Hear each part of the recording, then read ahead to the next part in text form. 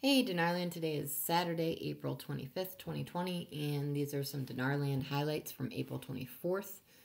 Out of Montana article, a source for economy news, Iraq adopts the price of $30 a barrel of oil in the budget for the year 2020. To me, that actually seems realistic, achievable, and it's a number they can work with. An interesting point regarding the oil and the value of IQD is this. The price per barrel is not nearly as important for the value of their currency as the amount they have in the ground. Also, it's not just oil that counts here.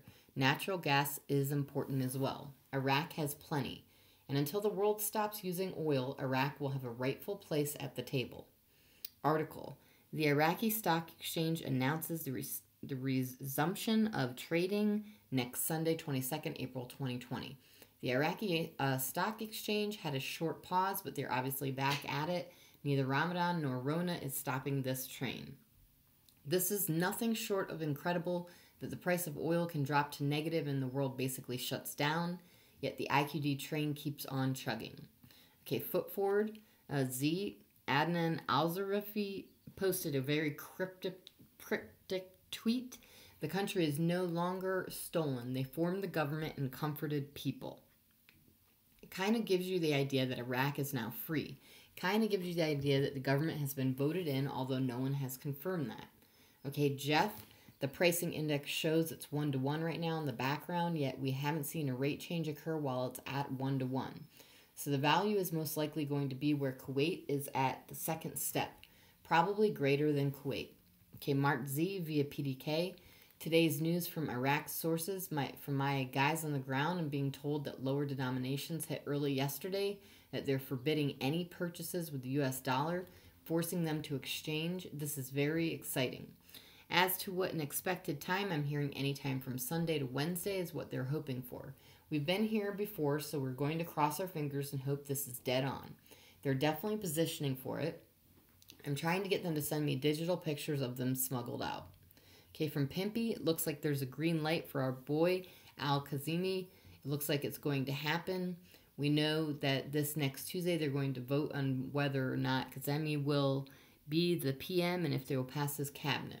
I told you they're most likely going to do this, and why is that? We don't know if they'll pass Al-Kazemi this time, but the president of Iraq constitutionally has a right to dissolve the parliament. That takes away any power that Iran has had as far as the influence over Iraq. They don't want that to happen. They're not going to allow the parliament to be dissolved. Okay, from Mountain Goat, the lull in the demonstrations over the COVID-19 virus is about to end, and they know it. Now it is the time to get the matters forming of the new government settled and moving ahead. The price of oil surely does not do any good in this process and only adds to the crisis. So now I want to add that all is not lost for us investors in the Iraqi dinar. Things may look very gloomy, and certainly they are. But we know from the past that if certain elements, namely oil revenues, economic independence, and political stability can be achieved, this country can very quickly rebound and in a matter of short time turn this all around. Surely with all the oil revenues, CBI reserves, and what economy they do have, the currency is worthy of a higher value even now. No one can argue this point, but they cannot raise the value until they also can conduct the project to delete the zeros, reinstate the currency, and get out of monetary sanctions on the dinar. As investors, we must realize that these events must be coordinated and work simultaneously to get us to the banks to exchange our dinar. This is the bottom line for us. Okay, Caparoni, the last 2 days has been interesting since members of Parliamentary Finance Committee have come out and stressed the need to diversify the economy as a result of low oil prices. Maybe this is the kick in the butt they need. Okay, Bruce, the big call via Wiser now. I think we're really in a good place. Remember we said Iraq reinstated the dinar last Saturday. Now they also reevaluated the dinar Wednesday. So the reevaluation of the Iraqi dinar became official yesterday with a new rate.